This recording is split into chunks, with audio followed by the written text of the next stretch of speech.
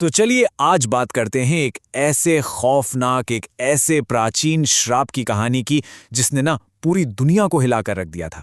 बात है 5 अप्रैल 1923 की।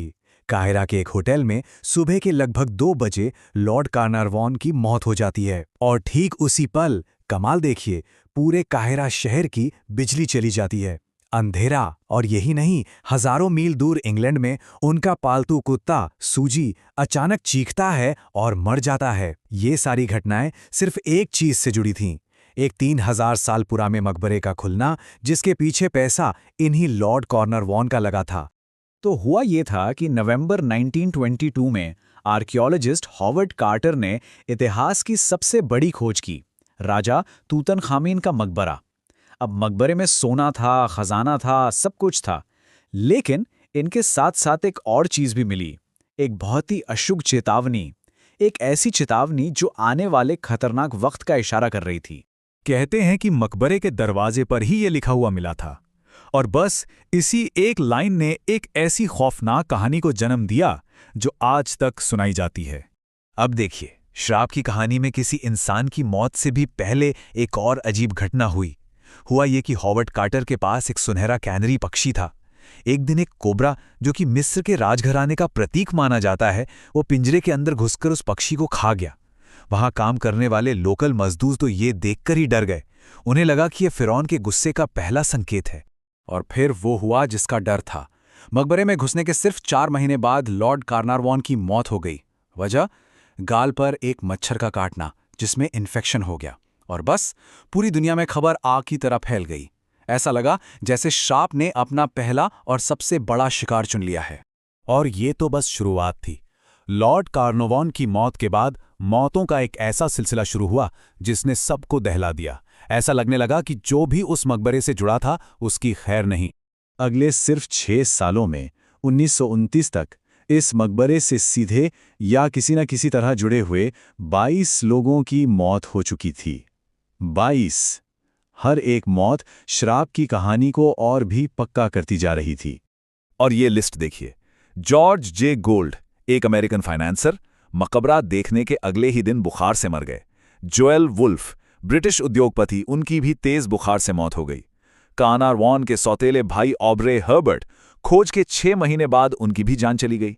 यहां तक कि जिस रेडियोलॉजिस्ट ने मम्मी का एक्सरे किया था, सर आर्चबल्ड डगलस रीड, उनकी भी अचानक मौत हो गई। और मजे की बात देखिए, आर्थर वाइगल, वो पत्रकार जिसने इस श्राप की कहानी को सबसे ज्यादा फैलाया, वो भी मिस्र में बुखार से ही मर गया। मतलब फाइनेंसर, रिश्तेदार, टीम के लोग, कोई नहीं बच रहा था। लेकिन शायद सबसे ज्यादा दिल दहलाने वाली घटना कार्टर के सेक्रेटरी रिचर्ड बेथेल के साथ हुई। जब उनके पिता लॉर्ड वेस्टबेरी को अपने बेटे की मौत की खबर मिली तो उन्होंने अपने 7वीं मंजिल के अपार्टमेंट से कूदकर जान दे दी। एक पिता और बेटे की ये कहानी सुनकर तो ऐसा लगा जैसे ये श्राप वाकई बहुत भयानक है। और फिर एक ऐसा सबूत सामने आया जिसने सबको हैरान कर दिया। जब पैथोलॉजिस्ट तूतनखामेन की मम्मी की जांच कर रहे थे तो उन्हें फिरौन के गाल पर ठीक उसी जगह एक घाव का निशान मिला जहां लॉर्ड कार्नारवॉन को मच्छर ने काटा था। सोचिए, 3000 साल पुरानी मम्मी और आज हुई एक मौत के बीच एक सीधा कनेक्शन। इससे बड़ा सबूत और क्या हो सकता था?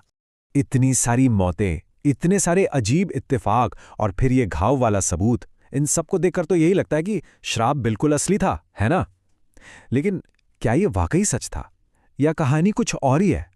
क्योंकि सच अक्सर कहानियों से ज्यादा पेचीदा होता है। इस श्राप की गुत्थी को सुलझाने के लिए हमें पहले उस राजा को समझना होगा जिसके नाम पर यह श्राप है, क्योंकि असली तूतनखामेन वैसा बिल्कुल नहीं था जैसा कहानियों में बताया जाता है। एक ताकतवर, बदला लेने वाला राजा। असलियत तो ये थी कि तूतनखामेन सिर्फ 8 या 9 साल की उम्र में राजा बना था। वो शाही परिवार में भाई बहन के शादी का नतीजा था, जिसकी वजह से उसे कई जेनेटिक बीमारियां थी। उसका एक पैर मुड़ा हुआ था, उसे हड्डियों की एक दर्दनाक बीमारी थी और मलेरिया भी था। हालत ये थी कि उसे चलने के लिए भी सहारे की जरूरत पड़ती थी। उसके मकबरे से 130 छड़ियां मिली हैं और वो सिर्फ 18 या 19 साल की उम्र में ही मर गया था। उसका राज इतना छोटा और मामूली था कि इतिहास से उसका नाम ही मिटा दिया गया। और शायद यही वजह है कि उसका मकबरा 3000 साल तक किसी को मिला ही नहीं। तो अब जब हम राजा की असलियत जानते हैं, चलिए इस श्राप की कहानी को भी जरा गौर से देखते हैं और सच को कल्पना से अलग करते हैं। सबसे पहले बात करते हैं उस शिलालेख की। मौत उसे अपने तेज पंखों पर ले जाएगी। जानते हैं सच क्या है? ऐसा कोई शिलालेख कभी मिला ही नहीं। ये पूरी की पूरी कहानी एक पत्रकार ने अपनी तरफ से बना दी थी। क्यों? क्योंकि जब उसने टीम के एक मेंबर से श्राप के बारे में पूछा तो वो बस मुस्कुरा दिया और चुप रहा। बस श्राप की जो पूरी नींव थी वो ही झूठी निकली। तो फिर लोग बीमार क्यों पड़ रहे थे? देखिए, विज्ञान के पास इसका एक जवाब है। पुराने मकबरों और मम्मियों पर अक्सर एक फंगस पाया जाता है जिसका नाम है एस्परजिलस नाइजर। यह हजारों साल तक जिंदा रह सकता है। अगर इसके कण सांस के साथ अंदर चले जाएं तो इससे फेफड़ों में इन्फेक्शन हो सकता है, खासकर उन लोगों को जिनकी इम्यूनिटी पहले से कमजोर हो। तो मतलब ये कोई जादुई श्राप नहीं बल्कि एक बायोलॉजिकल वजह हो सकती थी। और फिर आंकड़े तो झूठ नहीं बोलते। 2002 में ब्रिटिश मेडिकल जर्नल में एक स्टडी छपी। इसमें 25 उन लोगों को देखा गया जो मकबरे के अंदर गए थे और उनकी तुलना उन लोगों से की गई जो बाहर ही रहे थे। जानते हैं नतीजा क्या निकला? जो लोग अंदर गए वो औसतन 70 साल जिए और जो बाहर रहे वो 75 साल। मतलब दोनों ग्रुप के जीने की उम्र में कोई खास फर्क था ही नहीं। श्राप वाली बात यहां भी गलत साबित हो गई। तो फिर उन बाकी घटनाओं का क्या, जैसे काहिरा में बिजली का जाना? सच तो यह है कि 1920 के दशक में काहिरा में पावर कट होना बहुत ही आम बात थी।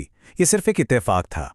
और कार्नावान का कुत्ता, वो कार्नावान की मौत के घंटों बाद मरा था, ठीक उसी वक्त नहीं। रही बात खुद लॉर्ड कार्नावान की, तो उनकी सेहत सालों से खराब थी। वो लंदन की सर्दियां बर्दाश्त नहीं कर पाते थे, इसीलिए मिस्र में रहते थे। और उस जमाने में जब पेनिसिलिन नहीं थी, एक मच्छर के काटने से हुआ इन्फेक्शन भी जानलेवा साबित हो सकता था। तो कहानी के जो सबसे ड्रामेटिक हिस्से हैं वो असल में सिर्फ इत्तेफाक थे। और अब सबसे बड़ा सवाल, अगर ये श्राप सच में था तो इसे सबसे पहले किसे मारना चाहिए था? जाहिर है उन लोगों को जिन्होंने मकबरे को सबसे पहले खोला और अंदर गए।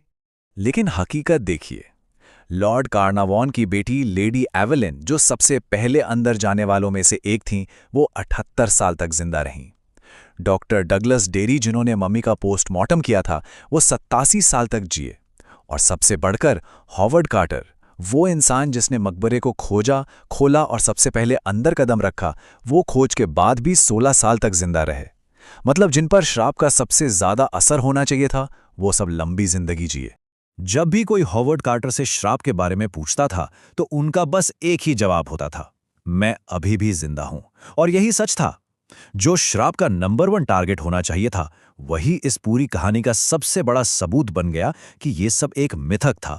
प्राचीन मिस्र में एक मान्यता थी कि इंसान सच में तब मरता है जब उसका नाम भुला दिया जाता है। इस हिसाब से देखें तो तूतनखामेन पर असली श्राप ये था कि उसे 3000 सालों तक भुला दिया गया था। तो शायद ये खोज कोई श्राप नहीं बल्कि एक वरदान थी। एक ऐसा वरदान जिसने उस गुमनाम राजा को हमेशा के लिए अमर बना दिया। और हॉवर्ड कार्टर की वजह से आज शायद तूतनखामेन खुद भी कह सकता है, मैं अभी भी जिंदा हूं।